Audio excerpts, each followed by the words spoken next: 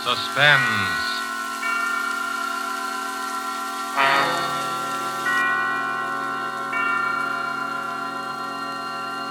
This is the Man in Black, here again to introduce Columbia's program, Suspense. Tonight, in one of her rare radio appearances, we bring you a star who has occupied a unique place in the affections of moviegoers ever since the screen first became of age, Miss Lillian Gish.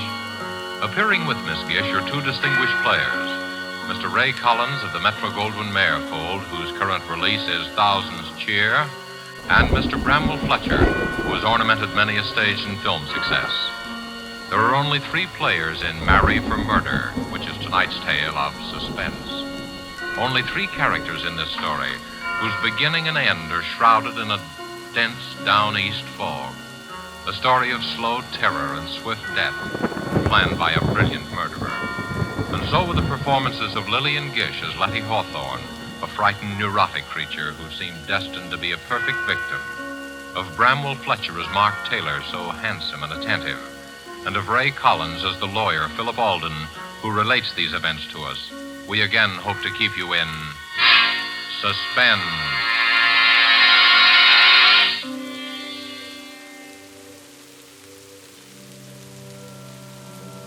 I used to love the sound of foghorns on the bay, especially at night when I sat before the fire, let their lonely wail weave a contrast between my snug comfort and the gray immensity outside. But I've lost my taste for them now. Lost it on the night I heard them moan a dirge of death.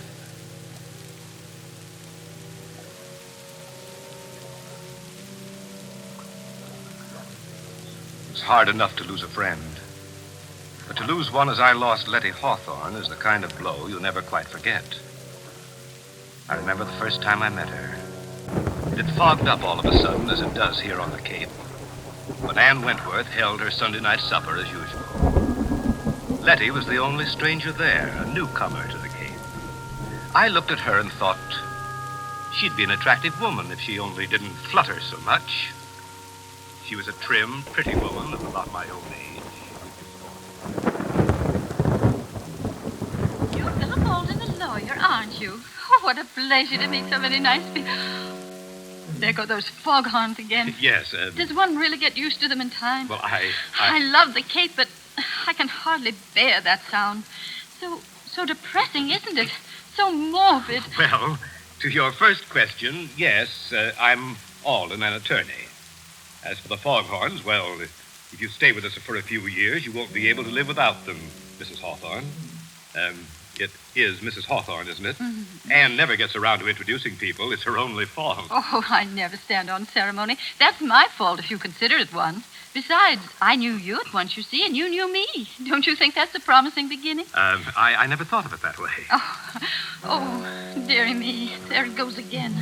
It makes me think of ghosts walking over my grave. How can you bear it? They do serve a very important purpose, you know. Oh, I suppose they do, but they give me the shudders. As a matter of fact, I find them comforting. Mm-hmm. I made Jane Hart promise to stay with me tonight if the fog doesn't lift. I daren't be alone. You see, I'm still a bit nervous. Oh? I've been ill, you know, and the doctor prescribed complete rest and quiet. I see. That's why I came up here. Well, you'll find what you're looking for here, I'm sure. Oh, do you think so? I do hope I will. My nerves are simply shattered. Mr. Hawthorne's dead, you see. Such a tragedy. I'm terribly sorry. You see, it happened so suddenly. I can't quite believe Can I get you some of Anne's cider cup? That's one of our Sunday night features. Oh, thank you. That would be so nice. It's such a comfort to have a man take care of one again. You make me feel so protected. I know we're going to be great friends, aren't we?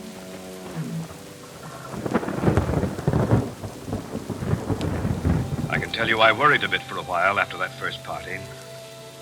Lettie Hawthorne was a charming woman, a bit fluttery, as I said, but still attractive and rather pathetic. I was afraid she was setting her cap for me. You see, I'm a crusty old bachelor, but even my friends were beginning to wonder. So it was with mingled relief and regret that I learned one day that Lettie Hawthorne had transferred her attentions to another newcomer to the Cape, Mark Taylor. He was 8 or 10 years younger than she, a handsome fellow, but somewhat dissolute looking. I didn't like him. I may as well admit that from the start. But short of marrying her myself, there wasn't much I could do. Anyway, they seemed happy enough, at first. One day after the wedding, Lettie called me on a matter of business. I went down there after sundown. The three of us sat out on the beach in front of her cottage. I'm so glad you were able to come, Philip. You see, Mark and I were counting on you. Always glad to oblige you, Lettie. As a matter of fact, Alden, we want you to attend to a legal matter for us. Yes? Yes, Philip. Mark wants to make a will. I told him I don't like wills. There's something so unhealthy about them. But Mark simply insists upon it. Very sensible, I'm sure. Oh, you men. You're all alike. It needn't be a very elaborate affair, Alden. Just a simple document stating that I leave all my property to Lettie. Well, if he does that, Philip, I want you to make out a will for me, too. Leaving everything I have to Mark. But Lettie, there's no need... I insist. Alden here is going to think I married you for your money. Money? Oh, why, I really don't know anything at all about my affairs. Really, I don't. Frank, Mr. Hawthorne always used to say, Lettie, I really think you know less about business than a child. I left the management of his estate entirely to his secretary. You know. Well, just some simple document that makes my intention clear. You know the form, Alden. And, of course, if Lettie insists... But I do. We'll have twin wills. It doesn't sound so frightening that way. The way Lettie talks about wills, you can tell she has a secret vice, can't you? A secret vice? My wife's a murder mystery fan, Alden. I didn't find out until it was too late. Oh, Mark, you silly. When you say that, Taylor, smile. I'm a detective fan myself. It's a busman's holiday, of course, but I always read the latest Whodunits. If my father hadn't insisted that I follow in his footsteps, I'd have been a detective instead of a lawyer. Really? How interesting. Tell us, Philip, do you ever get any cases like the ones we read about? Well, if you want my opinion, the chief difference between fact and fiction is that the author of a novel wants you to see the pattern, and the author of a murder tries to hide it. Oh. Well, what do you mean by that? Well, take your case, for example. You and Lettie are making out your wills. I heard her say that she wanted to leave her money to you. But how do I know the idea just sprang into her head of its own accord? How do I know that you didn't plant it there? Plant it? What do you mean? Why, what possible reason could I have? Well, as things stand now, there's no reason for me to ask if you planted the idea in her head. But if Lettie were found dead... Dead? Oh, Philip, how dreadful. How can you even think such thoughts? Mark, darling, how terrible for you. Philip, you're to apologize this minute. No, Lettie. Philip was just trying to explain. Well, I won't have him talking about such horrible things. Of course, I didn't mean you to. I was just using you as an example. Well, I didn't mean to be rude, Philip, but, well, you know my nerves, and it's getting dark. And... Oh, the bay is beautiful at night, of course, but I've always been afraid of the water. That's why I've had such a time persuading her to come out for a sail. The Artemis has been tied up all summer, waiting. It's just silly, I know. And I will go with you, Mark. But let's wait for a calm day. You know, Lettie's idea of a sail is to sit becalmed half a mile offshore. My wife has perfect confidence in me, you see. Oh, Mark, it isn't that. You're making fun of me, aren't you? Of course, I trust you completely, but, well, I'm not very athletic. You're missing one of the treats of the Cape if you don't sail. But I shall. Of course I shall, and soon. And what's more, I'm going to get Mark to teach me to handle the Artemis. Well, I'll be looking forward to seeing your sails on the bay, then. Oh, Mark, a storm. I better be getting home before it breaks. Are you sure you'll be all right? Oh, I'm simply terrified of thunder. Wouldn't you rather stop with us? Oh, I can make it to town. Stop by tomorrow, won't you, Alden? Or as soon as you have those papers. Right. Now, you won't be nervous after our talk of wills and murders. But of course you won't. I'm such a coward myself that I can never understand how other people can be so brave. You know, Philip, Lettie's helplessness is one of her chief charms. Sometimes I suspect she exaggerates it just to make me feel important. Oh, Mark, you mustn't. Giving all my secrets away. Well, don't worry about me or the wills, Lettie. Someday you will frighten yourself to death.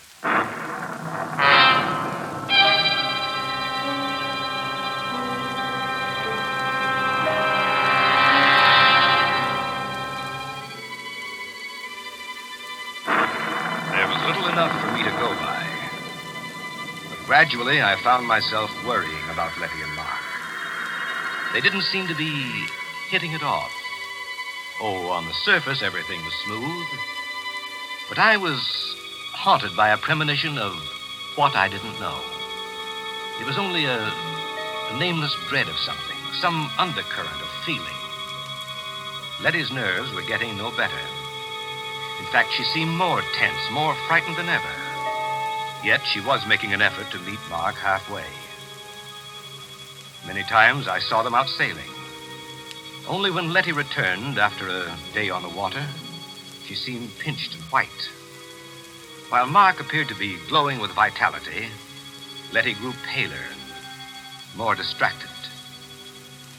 I realized suddenly that she was a middle-aged woman. One day in town, I met them in the general store. But I tell you, Mark, you're just imagining it. I hate to have that stuff around, as you very well know. You read all kinds of stories about the way it gets mixed up in food. Oh, nonsense. Well, I'm sure there aren't any rats around the boathouse. I'd know if there were. I'm simply terrified of them. But I can't bear thinking of having poison around.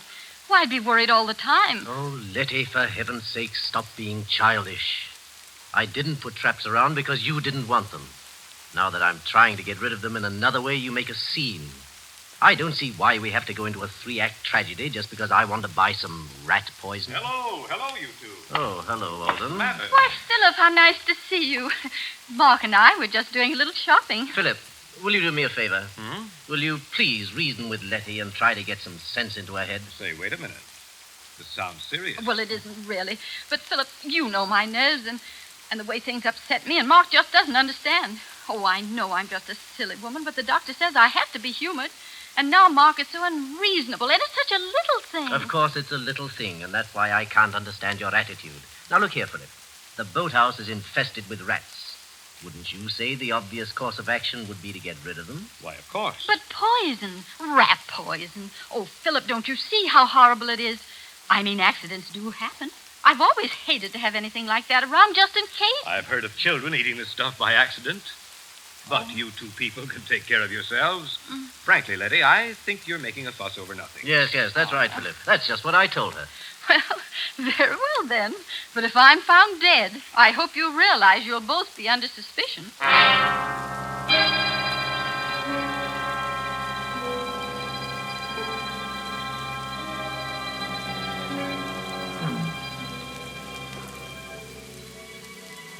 Seemed a foolish quarrel at the time.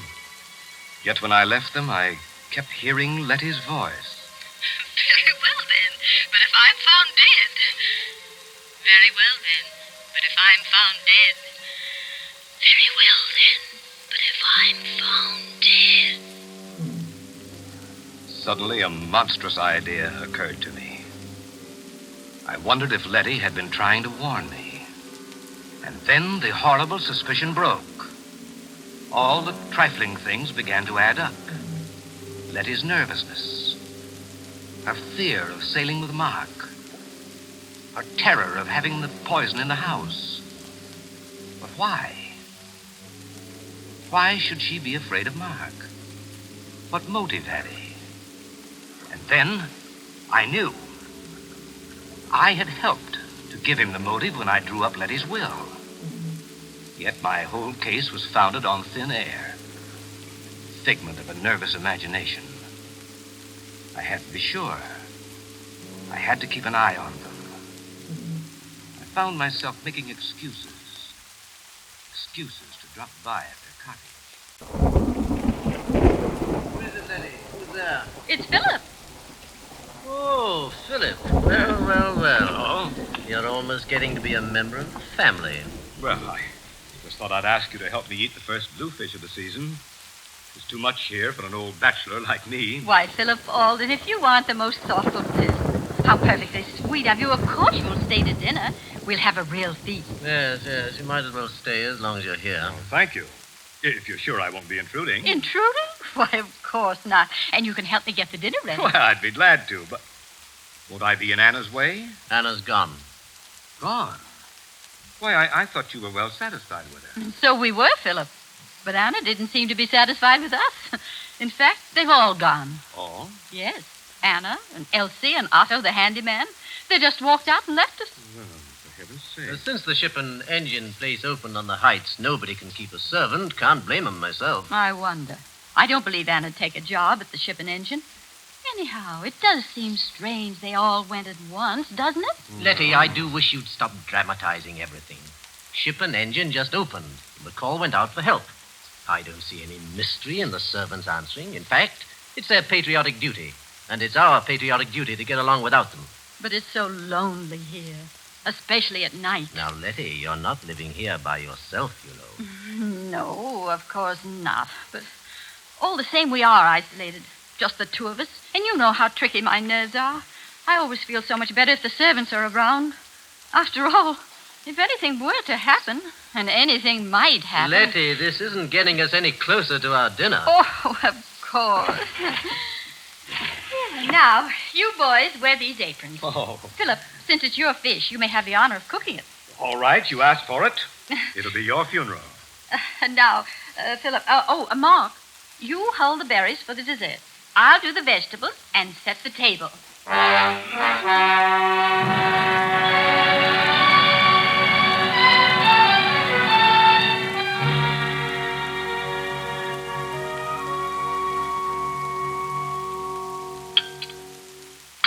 Well, for a seasoned bachelor, this dinner's a rare treat, Lettie. Oh, I'm so glad you enjoyed it, Philip.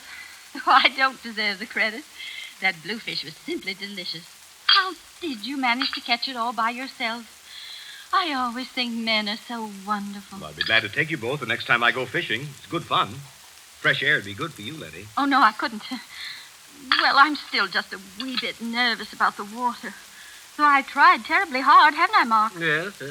I've been good about the sailing. And you know I'm learning to manage the Artemis all by myself, aren't I, Mark? Mm-hmm. I don't write my name in the wake anymore, do I? Yes, Lettie's a real hand at the tiller.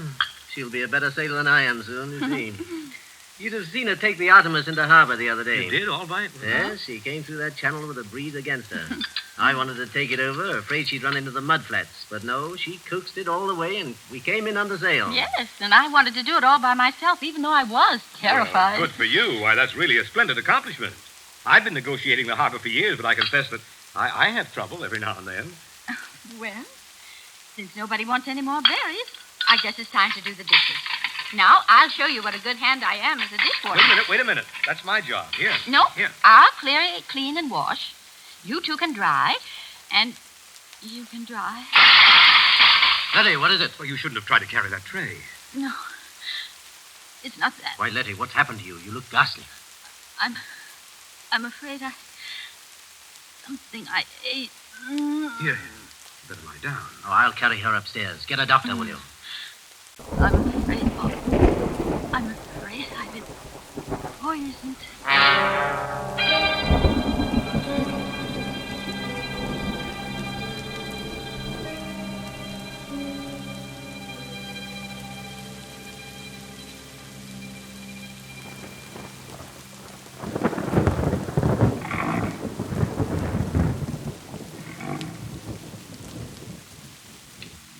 But great heavens, Philip, I just can't believe it. Arsenic, poisoning? Do you think Dr. Potter knows what he's talking about? I'm sure he does. Of course, we can't be sure till the tests are made, but I don't see. I don't understand. It's not very hard to understand. Lettie ate arsenic. How or where she got it, we don't know, but it's not difficult to guess. But we all ate the same meal, you and I and she. Why, good Lord, Philip. Do you think we're poisoned, too? I feel perfectly all right. You appear to be comfortable. I think we'd feel it by now. But then how on Let's earth be did she... perfectly logical about it. We all ate the bluefish. Yes. I prepared it. We all had potatoes and string beans. Lettie cooked those. Yes. Then we all ate strawberries. You prepared them. Why... Now, the fish and the vegetables were all served in large platters, and each one of us helped ourselves. Therefore, if any poison were in the food, we'd all be sick. But the strawberries, Mark. See here, Alden, are you suggesting... Wait a minute. We're just following this through logically. The strawberries were put on the table in separate dishes. The poison could have been slipped into Lettie's plate in the kitchen. Alden, you have no right to accuse me of this. Why, you're fixing up a case against me. I'm doing nothing of the sort. In any event, I think you might worry less about your own skin and more about Lettie. Thanks. I think I can take care of my own wife. Nevertheless, I suggest you get someone to help you. I'm perfectly well able to nurse her myself. If I were you, I'd have someone else as well. I'll send Mrs. Halstead over from town. She's an experienced practical nurse. What I've always appreciated about you, Philip, is the way you mind your own business. We'll be going now. Mrs. Halstead will be along as soon as I can get her.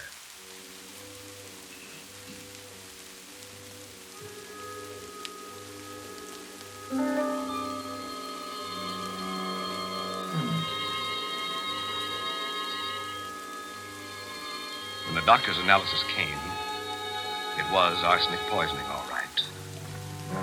There were traces of arsenic in the sugar on Lettie's dish. Lettie was recovering. The dose wasn't large enough to kill her. Mrs. Halstead was installed as nurse and housekeeper. Just then business called me to New York, where I found myself worrying about Lettie. I couldn't get her out of my mind. Very well, then. But if I'm found dead...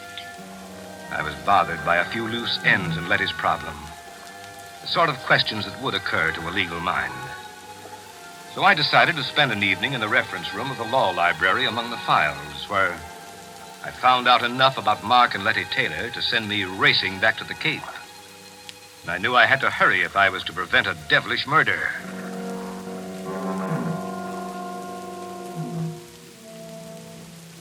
It was one of those dull gray afternoons when I arrived at the station. Fog was so thick over the bay that it seemed to cloud the whole town. Cold fear gripped me. Lettie and Mark, I learned, had left at dawn for a weekend sail. I could picture them. Murderer and victim. Shrouded in the gray veils of the fog. Drifting, waiting, while the foghorns cawed a hoarse warning of murder. So, I was too late. The trap was sprung. With my newly gained insight into the affairs of Lettie and Mark, I could have averted the tragedy, but I was too late. Or was I? If only they hadn't really left for that sail. I took the chance. Feeling my way along the Cape Road, I reached the Taylor cottage. Nobody was there.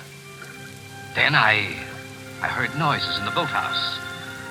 I crept down the slope and listened.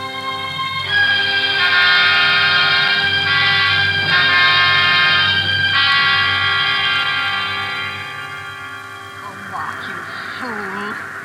Phillip Alden will be sure you plan to murder me for my money. I saw the suspicion dawn in his mind that day we made out our twin wills. I saw it grow when our scene in the general store and you brought the rat poison. And that night when I was taken ill, he was sure. Do you hear me? Sure. You wanted to teach me to sail the Artemis. Thought I was afraid of the water. Well, Mark Taylor, when your body drifts to shore, Phillip Alden will swear that only an accident prevented you from murdering me. What fools you men are. Aren't you? Aren't you? Why wouldn't you like to answer me, Mark? Don't you wish you could talk to me again? To your helpless little Lettie. But you can't, can you? Dead men can't talk, can they? But they say that in the instant of dying, a man can understand many things. Did you understand, Mark? But how could you? You are really a stupid man, Mark. Didn't you ever wonder about my former husband and his tragic death? Didn't you ever want to know about Frank Hawthorne? He did. At the very end, he wondered about his predecessor, George Martin. Strange how both died in a yachting accident, isn't it? Frank died off the coast of California, and George was drowned in the Gulf of Mexico. And now you, Mark, Your body will be found someplace along the Cape here, I suppose. Oh, what bad luck I've had with my husbands. But how thoughtful all of you were to leave me your property.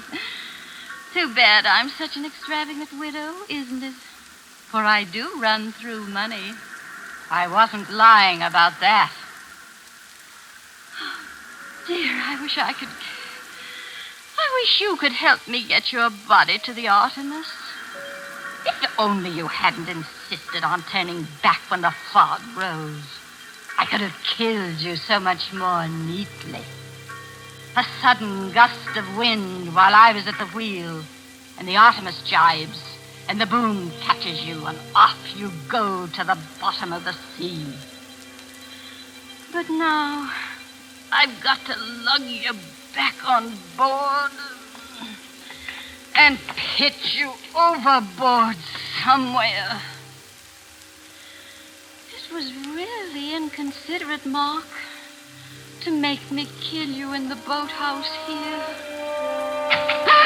You won't have to drag the body aboard, Lettie. Oh, Philip, I'm so glad you've come. Are you, Lettie? Something dreadful's happened to Mark. I'm so upset I hardly know how to tell you. Oh, Philip, I think You needn't pull a phony feint this time, Lettie.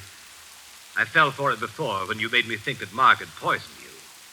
That is, almost. Why, what do you mean, Philip? That was a little too smart, Lettie, that poison scene. Because when I left you, I wondered about two things. Why anyone should be foolish enough to attempt that type of murder before an audience, and why, having attempted it, he should fail to make the dose large enough. I don't know what you're talking about. I think you do. You see, while I was in New York, I took the trouble to look up a few matters that were bothering me. And I found the newspaper clippings of your two previous, shall we say, accidents. Oh, Philip, isn't it dreadful? Still pretending. You're a clever woman, Lettie, but I overheard you just now. You'll never prove anything. I think I will. You see, I found the motive, too. It was marry for money, marry for murder, wasn't it? I wouldn't try to run away, Lettie. I brought a gun. You're coming with me to the police station. Don't wonder that you hate the sound of foghorns, Lettie Taylor. You've spoiled them for me, too.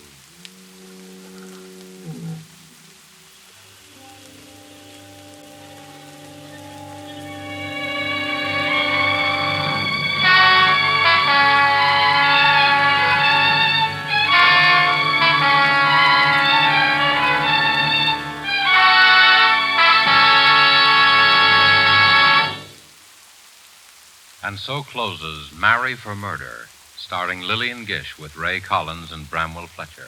Tonight's tale of Suspense.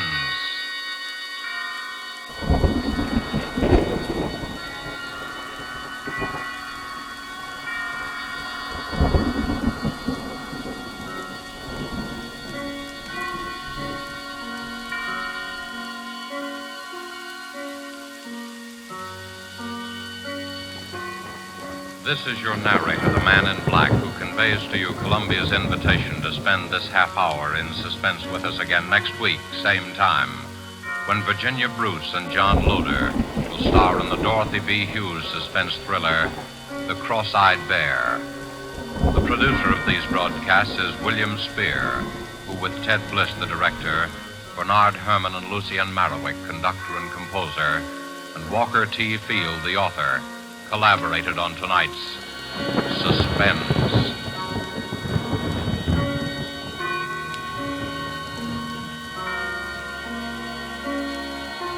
This is CBS, the Columbia Broadcasting System.